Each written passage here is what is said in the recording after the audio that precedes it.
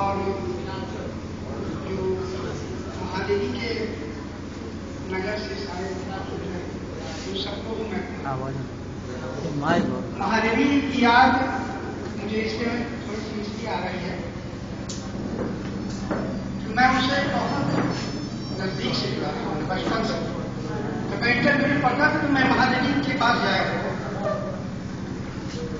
इसलिए जब मैं इस शहर में आता हूँ मेरा मन बड़ा खुश बड़ा गद्दारी से घूम लगता है। मैं उनके शहर में जा रहा हूँ जिनको मैंने देखा जो अक्सर जिक्र करती थी मेरे सहेलियां मेरी कैसी हैं सुनता था तो मुझे आश्चर्य होता था ये कैसे शहर की आएंगे कैसी होंगी देखता था।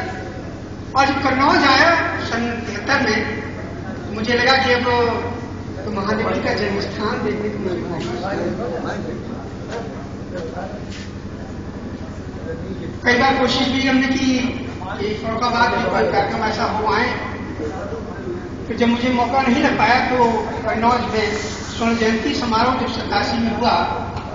मैं ये प्रसंग इसलिए ले रहा हूँ कि मुझे समीक्षा के लिए कहा गया है तो समीक्षा की हैसियत से और एक वो खाना पूर्ति मुख्य दी इसलिए महादेवी क्या करना मेरे लिए बहुत जरूरी है। तो महादेवी से बात हुई तो उन्होंने कहा कि अध्यक्षता महादेवी करेंगी और मुख्य अतिथि ज्ञानी जय सिंह साहब से बात हो गई थी। हम लोग मिलकर के लौट गए थे तो मुख्य अतिथि ज्ञानी जय सिंह होंगे जो हमारे पूर्व राष्ट्रपति थे उसमें। और जब मैं कानपुर उतरा तो पता लगा कि महादेवी जी नहीं रह पाए। बहुत असीम वेदना हुई और वहीं से सीधे कानपुर से ही मैं इलाहाबाद चला गया। उनके यात्रा में अंतिम यात्रा में मैं सम्मिलित हुआ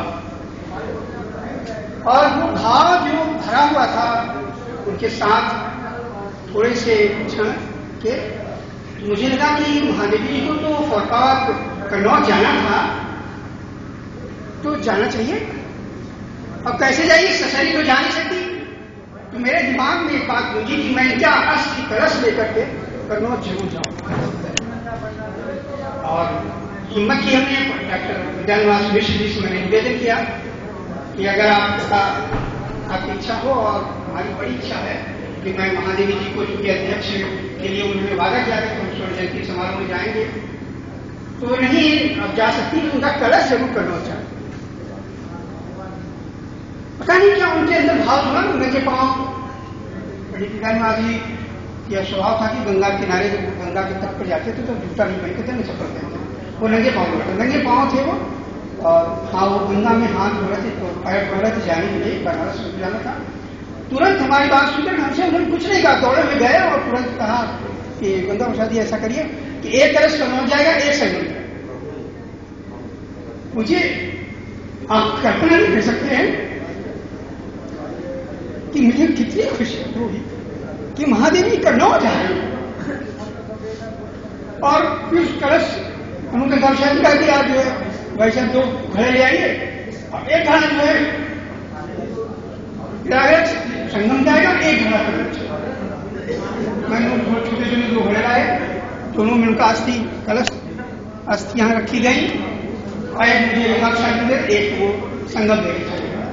मैं अकेला रसूलाबाद घाट से और कचहरी तक अकेला उसको लेके आया। न कोई रिक्शा का साधन था न कोई था पैदल नहीं चला। ऐसा आधार था कि महादेवी जी आज कन्नौज जा रही। ये प्रसंग इसलिए भी याद आ रहा है कि उस शहर की कार्य करने वाली विदुषी महिला साधना शुक्ला जी भी महादेवी तो नहीं है लेकिन महादेवी से कम नहीं।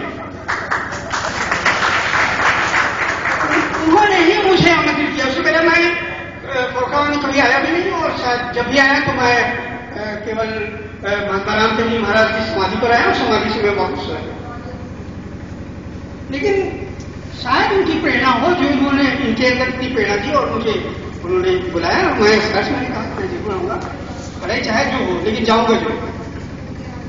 वो कलश लेकर के मैं आया और कन्नौज में उसका सचिन हुआ।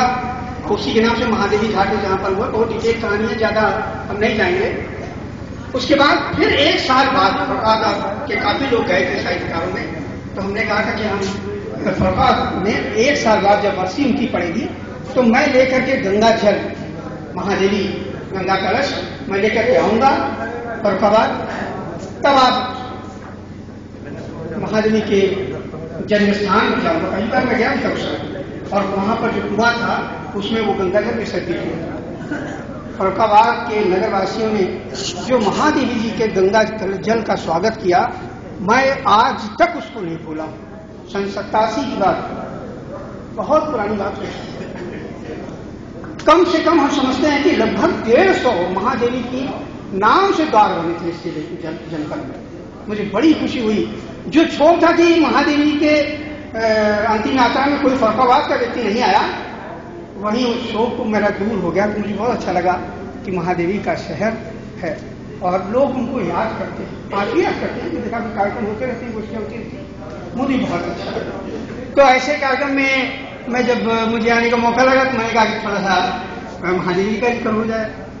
अब मैं, चूंकि साधना जी ने मुझसे समीक्षा के लिए कहा था, तो थोड़ा सा हमने उसको कोशिश की हुई है अपने ढंग से कहने की, क्योंकि मैं विद्वान तो नहीं हूँ, न हिंदी का प्राध्यापक हूँ, न प्रोफेसर हूँ। मैं एक अर्थशास्त्र का प्रोफेसर हूँ और हिंदी का विद्यार्थी हूँ। उस नाते मैंने लिखने की कोशिश की है। थोड़ा समय हमें देंगे तो मैं सुनाना चाहता हूँ। मैंने लेट समय लिया आपका, आधा घंटे तो उससे ही मैंने ले लिया था। थोड़ा सा और हमें समय दे दीजिए, हम क्योंकि चाहते हैं कि ये बात आप तक पहुंचे। सृजन के द्वार पर एक दृश्य, व्यक्ति से समष्टि की ओर जाना ही सर्वकालिक है और समष्टि से व्यक्ति की ओर जाना जीवन की पुनर्रचना का सृजन है। जब जब जीवन वास्तविक तथ्यों की परिकल्पना का स्वरूप प्रकट करता है तो सामान्य की ओर प्रचलन करते हुए विशिष्ट वस्तु की लोकप्रियता को धारण कर सार्वजनिक हो जाता है। जैसा साधना जी आज सार्वजनिक होने जा रहे, पहले संग्रह से हम लोगों ने 10-20 लोगों ने जाना, 2 लोगों ने जाना, 3 लोगों ने जाना, कोई जरूरी नहीं कि सारा समाज जान जाए। अगर एक के बाद दूसरा जान जाता तो 11 जानने लगते, ये हम मान के चलते। तो सार्वजनिक तो ऐसा ही हो गया। तो यहां पर मैंने कहा है कि सार्वजनिक हो जाता है। यही सार्वजनिकता रचना काल में कवि को शासक साहित्य का नायक बना देती है, चाहे वो पंडित सुमित्रानंद पंत हो या पंडित सूर्यकांत त्रिपाठी निराला प्रसाद हो या महादेवी वर्मा। ये अपने काल में हिंदी साहित्य के श्रेष्ठतम पुरोधार है। इनकी कल्पना व भावना आज भी हिंदी साहित्य में योग की तरह ज्ञान राशि का भंडार है, जो चाहे जहां से ले सकता है। आप देखते कितने सारे रिसर्च करने वाले लड़के आते हैं और लेके चले आते हैं। कितने पीएचडी हो गई होगी।